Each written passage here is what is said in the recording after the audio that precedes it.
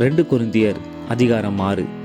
தேவனுடைய கிருபையை நீங்கள் விருதாவாய் பெறாதபடிக்கு உடன் வேலையாட்களாகிய நாங்கள் உங்களுக்கு புத்தி சொல்லுகிறோம். அனுக்கிரக காலத்திலே நான் உனக்கு செவி கொடுத்து இரட்சணிய நாளிலே உனக்கு உதவி செய்தேன் என்று சொல்லியிருக்கிறாரே. இதோ இப்பொழுதே அனுக்கிரக காலம், இப்பொழுதே இரட்சணிய நாள். இந்த ஊழியம் குற்றப்படாதபடிக்கு நாங்கள் யாதொன்றிலும் இடரல் உண்டாக்காமல் எவ்விதத்தினாலேயும் எங்களை தேவ ஊழியக்காரராக விளங்க பண்ணுகிறோம்.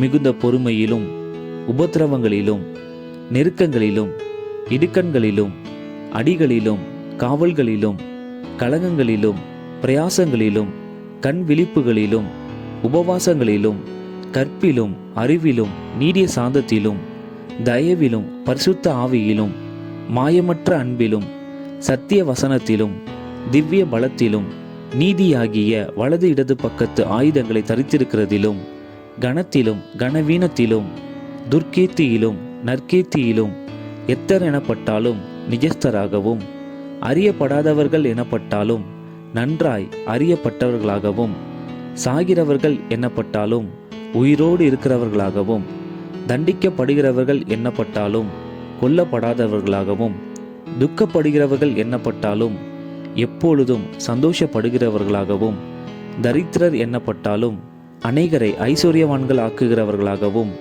ஒன்றுமில்லாதவர்கள் எண்ணப்பட்டாலும் சகலத்தையும் உடையவர்களாகவும் எங்களை விளங்க பண்ணுகிறோம். கொரிந்தியரே, எங்கள் வாய் உங்களோட பேச திறந்திருக்கிறது, எங்கள் இருதயம் பூரித்திருக்கிறது. எங்கள் உள்ளம் உங்களை குறித்து நெருக்கமடையவில்லை, உங்கள் உள்ளமே எங்களை குறித்து நெருக்கமடைந்திருக்கிறது.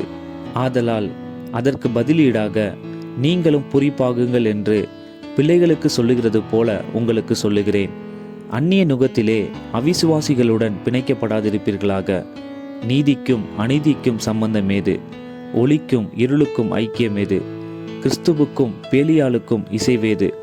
அவிசுவாசியுடனே விசுவாசிக்கு பங்கேது? தேவனுடைய ஆலயத்துக்கும் விக்கிரகங்களுக்கும் சம்பந்தம் ஏது? நான் அவர்களுக்குள்ளே வாசம் பண்ணி அவர்களுக்குள்ளே உலாவி அவர்கள் தேவனாயிருப்பேன், அவர்கள் என் ஜனங்களாயிருப்பார்கள் என்று தேவன் சொன்னபடி நீங்கள் ஜீவனுள்ள தேவனுடைய ஆலயமாயிருக்கிறீர்களே. ஆனபடியால் நீங்கள் அவர்கள் நடுவிலிருந்து புறப்பட்டு பிரிந்து போய் அசுத்தமானதை தொடாதிருங்கள் என்று கர்த்தர் சொல்லுகிறார்.